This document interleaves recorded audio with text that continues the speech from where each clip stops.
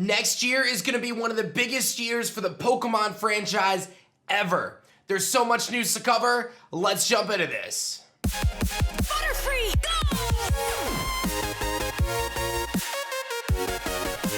Yo, whoa, what is going on YouTube? It's your boy Dan, aka aDrive, bringing you guys a brand new video today. And today we're going to dive into a handful of information about news and updates about Pokemon, raid dens, new mythical distributions, a battle competition, and Pokemon 25, the 25th anniversary of the Pokemon franchise, which is of course next year and looking to be one of the biggest years of Pokemon ever. So let's not waste any time, let's jump into the video, but before we do that, be sure to hit that like button down below, subscribe to the channel if you guys are new. YouTube tells me that like 50% of you guys are not subscribed, so what's going on with you guys? Come on, I post great Pokemon videos every single day. Without further ado, let's talk about all the news, all the updates. This is one you definitely want to watch until the end. So the first thing, for those of you who are still playing Pokemon Sword and Shield in the Crown Tundra, there is a brand new raid event going on until October 31st at midnight. This brand new raid event is a more Halloween, spooky type theme raid event that's going to feature Pokemon like Haunter, Duskull, Morpeko, Gigantamax Gengar, Gigantamax Grimmsnarl, and a handful of other dark and ghost-like Pokemon.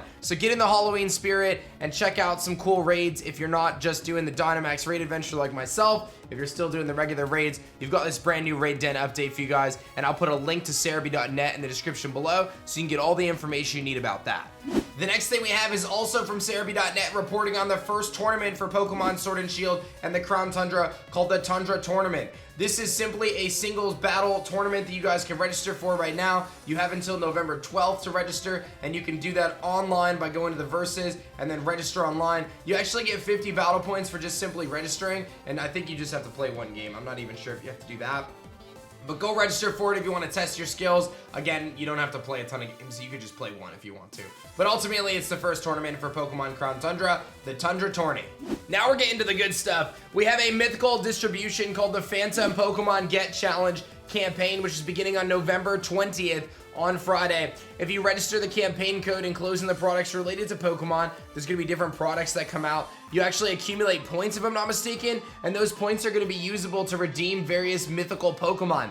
The 3 mythical Pokemon featured in this kind of presentation are Marshadow, Volcanion, and Genesect. Now this is pretty big because we know that Pokemon Home is going to be updated at some point in Q4 here most likely, or in the next few weeks and months, and thus Pokemon like Genesect are going to be easily transferable. If you played in Pokemon Go, you could transfer it through Pokemon Home. But Pokemon like Volcanion and Marshadow haven't had a distribution in a little while, so this will be a good opportunity for players in Pokemon Sword and Shield to access these mythical Pokemon when maybe they otherwise weren't able to. So keep an eye out for this. I'll have updates on the channel as we get a little bit closer. It's a little confusing as to kind of if this is a worldwide distribution or if it's just going to be in Japan. It feels very much so like the Zarude distribution where you had to buy the movie ticket, but I would assume eventually most of these events do come to the US eventually through one way, shape, or form. So keep an eye out for mythical distributions. And I am going to pivot and talk about Pokemon 25 here shortly. But if you remember the 20th year anniversary, they actually did a mythical distribution every single month throughout the year. I think I have the plushies actually. If you look right over there,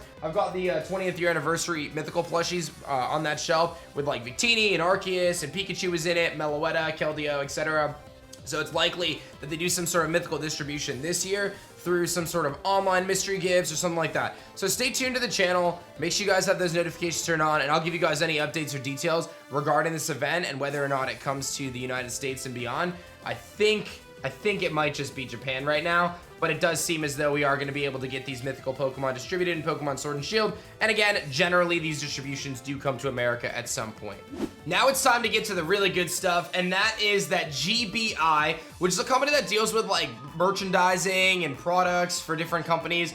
Fortnite, PlayStation, Minecraft, Fallout, Apex Legends, etc. They do posters, they do mugs, they do everything, right? They're like a huge kind of production, retail kind of conglomerate in a way that just creates a lot of products for companies. So they've actually announced through this announcement here that they have a huge line of the 25th anniversary of Pokemon products named #25. So that, again, I've been talking extensively on the channel about my feelings that Pokemon 25, Pokemon 25th year anniversary next year is going to be a big year. I actually would argue that the 25th anniversary is bigger than the 20th anniversary because you're looking at a quarter of a century. So that's a massive milestone. So I think that we're going to be headed towards a huge year next year. And this article also states that says that there's going to be a new Pokemon app in Q4. Now, that's actually pretty interesting because the only Pokemon app that we know of that would potentially come out in Q4 at this point is Pokemon Unite, and Pokemon Unite really hasn't had a ton of information lately in terms of what's going on with it. We really haven't seen much information about Pokemon Unite. We had that one big trailer, there's been a few leaks, which I can talk about here as well, but there really hasn't been a ton of information about Pokemon Unite. Will we get a random Pokemon Unite drop in Q4 heading into the end of the year? We still have November and December. It is very possible, but I think the big takeaway here is that GBI is already in works with Pokemon to create amazing Pokemon products for next year. They've got an entire line of Pokemon 25 anniversary products, and that is a big sign of the 25th year anniversary being massive for Pokemon, the Pokemon franchise, and us Pokemon fans, of course.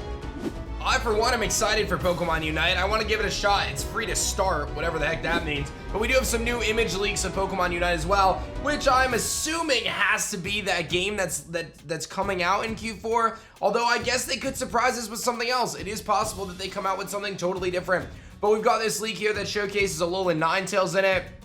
Also showcases Eldegoss, Absol, Mr. Mime as being potential playable characters. That's actually pretty big. Some of those characters I don't believe have been revealed before. This shows that you can actually like unlock these different characters with some sort of in-game currency. Alolan Ninetales, Eldegoss, Machamp, Slowbro. Kind of surprised to see some of these actually make it into the game, like Eldegoss, for example. Really surprised to see that as like a new playable character. Zeraora, Greninja, Lucario, all Pokemon that are going to be in the closed beta right now in China. So that seems to be what's going on.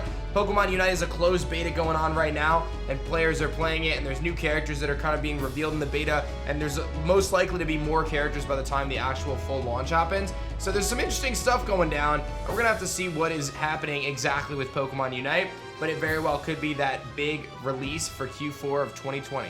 I think the big takeaway here is that the Crown Tundra is just the beginning of what's going to be a massive snowball effect for the Pokemon franchise. Heading into Q4, it's likely we're going to get some sort of new Pokemon mobile app. Pokemon Unite's a pretty safe bet. We know that Pokemon Home is going to get an update, and in February, we're going to get our 25th year anniversary of Pokemon on Pokemon Day, where they're most certainly going to give us some huge information, some huge news regarding Pokemon Snap, most likely, which I'm assuming to be a Q2 release next year, and then most certainly the next main series Pokemon game. I'm willing to put my bets on Dominant Pro remakes, but really anything is possible when you come with Pokemon, Nintendo, and Game Freak. Really anything is out there. So I'm curious as to your thoughts of all this news. Hopefully you're enjoying the raid dens, you're enjoying the raid den adventure in the Crown Tundra, and everything beyond. Be sure to hit that like button down below, subscribe to the channel if you guys are new, and get those notifications turned on so you don't miss those Pokemon updates. Thank you guys for watching this one. I'll see you guys on the next one. Peace. If you guys enjoyed this video, you should definitely check out this one right here. Otherwise, this video is pretty awesome. Check out one of the two videos, or you're gonna have to play Pokemon Unite for the rest of your life.